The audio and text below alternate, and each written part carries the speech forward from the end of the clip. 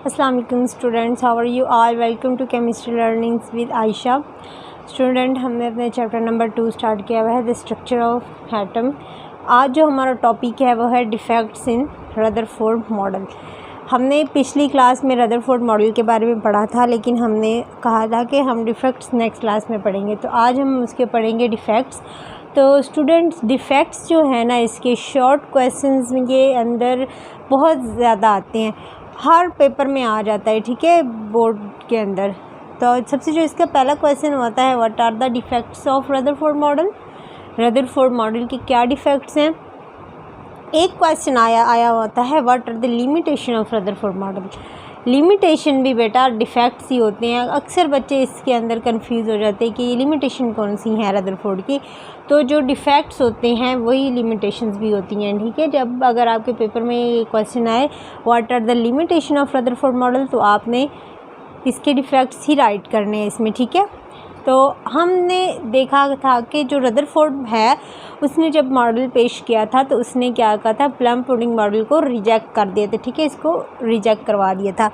तो plum pudding model क्या था, वो ऐसा मॉडल था जो वो कहते थे बहुत लंबे अरसे तक, बहुत लंबे समय तक इसको लोगों ने माना और इसके ऊपर यकीन रखते थे। वो ये था कि जो इलेक्ट्रॉन है और प्रोटॉन है वो एक ही डिश के अंदर या एक ही इस तरह से सर्कल के अंदर घूम रहे हैं, फ्लोट कर रहे हैं, ठीक है।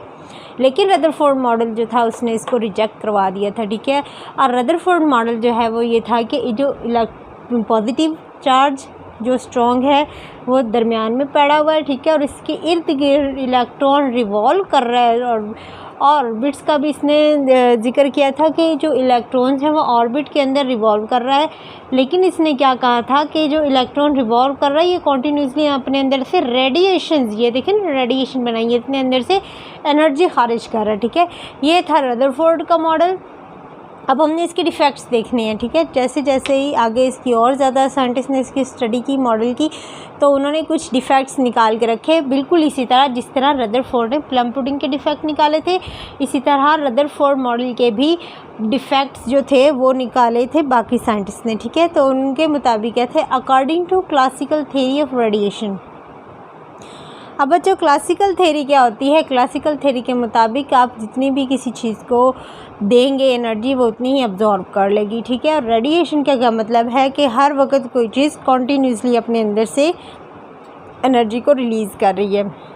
According to classical theory of radiation, electron being a charged particle, हमें भी पता है कि जो इलेक्ट्रॉन है तो नेगेटिव चार्ज होता है।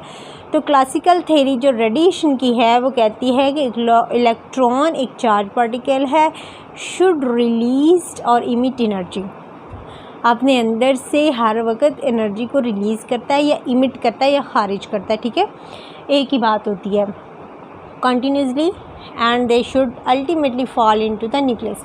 अब देखें उसने क्या कहा है कि जो इलेक्ट्रॉन्स हैं, ये रदरफोर्ड का डिफेक्ट्स भी है, ठीक है। उसने कहा जो इलेक्ट्रॉन है वो कॉन्टीन्यूसली अपने अंदर से रेडिएशन निकाल रहा है और ये इलेक्ट्रॉन न्यूक्लियस के इर्द घूम रहा है। लेकिन अगर हम ये देखें तो एक टाइम तो ऐसा आएगा कि ये जो इलेक्ट्रॉन है ये न्यूक्लियस के अंदर फॉल कर जाएगा, गिर जाएगा, और ये न्यूक्लियस के अंदर जब गिर जाएगा तो क्या एटम रहेगा?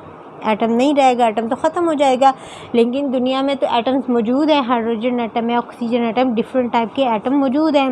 How can an atom collapse और व्हाई आर एटम स्टेबल, कि एटम तो अगर कोलैप्स कर गया, एटम्स अगर कोलैप्स कर गए तो ये क्या है, स्टेबिलिटी कैसी है चीज़ों की। अब फॉर एग्ज़ाम्पल आप देखें कि आपके पास आयरन का स्केल है, फॉर एग्ज़ाम्पल अगर according to Rutherford model electron जो है वो रिवॉल्व करते रहते हैं ऑर्बिट के अंदर, और एक दिन आके इसके अंदर गिर गए तो स्केल तो पड़ा खुद ब खुद ही ख़त्म हो जाना चाहिए ना, क्योंकि स्केल किससे बना होगा, आयरन से बना होगा। तो आयरन के अंदर भी एटम मौजूद है तो वो तो ख़त्म हो जानी चाहिए चीज़ें सारी लोहे की। लेकिन या गोल्ड वगैरह जितनी भी एटम से बनी हुई चीज़ें, एक ना एक दिन उनको ख़त्म हो जाना चाहिए, लेकिन एटम तो एग्जिस्ट करता है। तो यहाँ पे देखें उसका पहले पॉइंट पे सारा रिजेक्ट हो गया। सेकंड पे आए, इफ़ द इलेक्ट्रॉन्स इमिट और release energy continuously they should form a continuous spectrum. But in fact line spectrum was observe. अब देखिए बाद में जैसे जैसे तरक्की होती गई है तो स्पेक्ट्रोस्कोपी की फील्ड ने भी बहुत ज़्यादा तरक्की की है। स्पेक्ट्रोस्कोपी एक मशीन होती है, स्पेक्ट्रोस्कोपी के अंदर हम क्या करते हैं, चीज़ों को डालते हैं और फिर कंप्यूटर की स्क्रीन पे एक हमें स्पेक्ट्रम शो होता है, ठीक है। उसके अंदर देखिए कंटिन्यूस स्पेक्ट्रम ये होता है कि कंटिन्यूसली कभी ये देखें रेड ब्लू आ रहा, ठीक है, ये क्या है, कंटिन्यूस स्पेक्ट्रम है। हाँ, लाइनें शो होती जा रही इकट्ठी, ठीक है। लेकिन जो ये होगा ना लाइन स्पेक्ट्रम, इसके अंदर क्या होगा, ये दरमियान से खाली जगह है सारी, जो मैंने ब्लैक की है ये सारी खाली जगह है।